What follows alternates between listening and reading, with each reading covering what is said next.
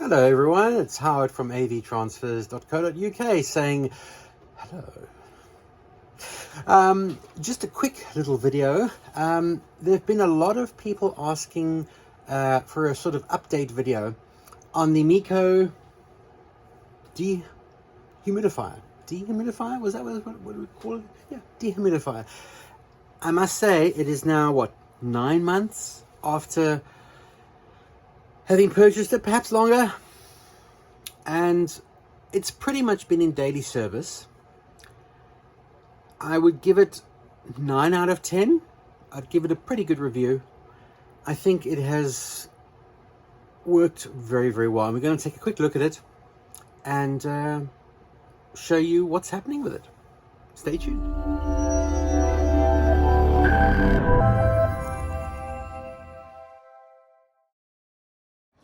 So there it is in the office, and I've had a cat. Hello, cat. Cat, do you want to say something? No, you're fine. Okay, I've had a very, very pleasant experience with this unit so far. Now, let's just talk about the things that I've had go wrong on other units that have not happened so far on this one. Okay. The big problem with the first dehydrator I got was, although it seemed great, it ran non-stop for also a good year or so, and the cabinet got so brittle from the heater inside that it actually cracked catastrophically, and I couldn't even get it to stop dripping on the floor. This bucket didn't line up. But let me reiterate, it was not on Meaco. It was, I think, a Burfam or something like that, which seemed to have disappeared into the ether. So I guess it was just a no-name brand, which was just branded by a local company. Whereas the Meaco appears to be designed by a UK firm and then outsourced to China. But the quality does seem better. And I guess, the fact that it's run safely, a few people sort of made me worry and say, oh, you shouldn't leave it running 24/7, but it does auto switch off when it reaches a certain humidity. So if you look here, you've got your humidity settings. You've obviously got your dry. I'm going to zoom in so that the wind doesn't affect the sound. You've got your dry close method, your sleep method, and of course your humidity. This one's been set to 40, which is quite low. And this room generally averages between 40, 42 and 50. So I'm perhaps running it longer than I should, but if I tap here, I can set it higher to, for example, 45. And then what will happen is it will switch off more frequently and run less, because obviously the target dehumidification is higher. I don't have an exact sort of number to give you. This is about your own tastes, but it really has been quite indispensable in the studio. And if we look down here, we'll just take this bucket out. Stand by. Take this bucket out, you'll see it is about halfway. No, I lie, it's only about 25% full, and that's been running for about a day. So it depends. So I hadn't been in the office a bit over the Christmas period. I've been sort of skiving, if you like, in the lounge and watching TV and doing pretty much non-work things. So I came in here and it was full. So what happens when it's full, it doesn't just keep running, it switches off. Okay, there's a little float sensor here. I believe it's here. When it comes up to the top, it should switch off the, was it on this side? It's on one of the sides. It should switch off the dehumidifier. So obviously if you're going to leave it and it fills up quickly, then it's a problem. And also because we had snow, I find the humidity is much less during periods when it snows. So it's only when the snow starts to melt that I really want to put this on again, because I had a problem where ice was actually forming inside the roof. It wasn't a leak, it was just condensation from my own breath. And that was quite a difficult period a while ago. So this really stops that happening. because obviously this is an office, no one's living in the space. It's purely a 9 to 5 space.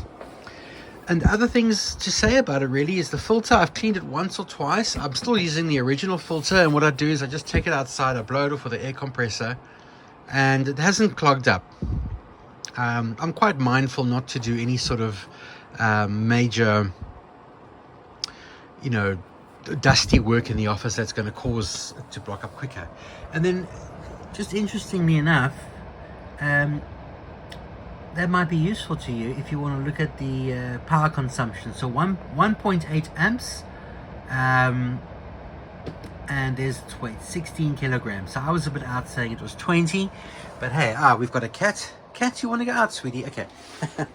That's my my studio assistant for today. So generally, top marks. And again, I think one shouldn't really leave these things ad infinitum running. I don't think that's the best thing to do. I was talking about previous dehumidifiers I had. So the one that the chassis cracked and it all went to pieces, and that was a Burfam. And then I had another one before that, which was a Chinese manufacturer. Again, they're all made in China, let's face it. And that one continued working, and it actually burnt the plug socket. The plug had a totally burnt out prong, and it made me worry a bit. So I got rid of that one after it actually did fail completely. But generally, things you can do if you do want to run this on its own, without supervision, just make sure it has lots of space around it. It's not going to get covered in things. Maybe put it on a very conservative fuse circuit that's quite sensitive to any sort of electrical spikes or surges, so that if there is a problem with it, it will trip the fuse and the sockets quicker. And if you have it in a room with a lot of electrical stuff, I have found occasionally that when I switch on something that's got a huge power drain, it actually causes my circuit breakers to trip, because the air is so dry that there's sort of a dryness to the air that actually causes a spark, and that spark trips the circuitry. So, it's almost, you don't want a room to be too dried out. But this room, I can't stand moldy rooms, and this was not a moldy room. It's quite a new build, this part of the house, but because it's freestanding, I like things to be sort of extra safe. So I've got this on a very low sort of fuse level circuit, so that if anything does go funny, it will trip quicker. I had it before on my heater circuit, but that has a much higher current cutoff point, and I wasn't happy, because I thought that if something does go wrong, it won't trip the circuit quickly enough. So anyway, that's a bit besides the point. The handle, I haven't used the handle, to be fair. It is sort of sturdy. I don't know how many times you'd want to carry it around with a handle. It has got wheels, so I think if you've got a house with tiles or wooden floors, you'd rather wheel it. It is still heavy. The only other thing I would say about it is that I'm not as mad about is the air predominantly comes out on this side, and it comes out almost at an angle. So if you're on this side, you can't feel anything.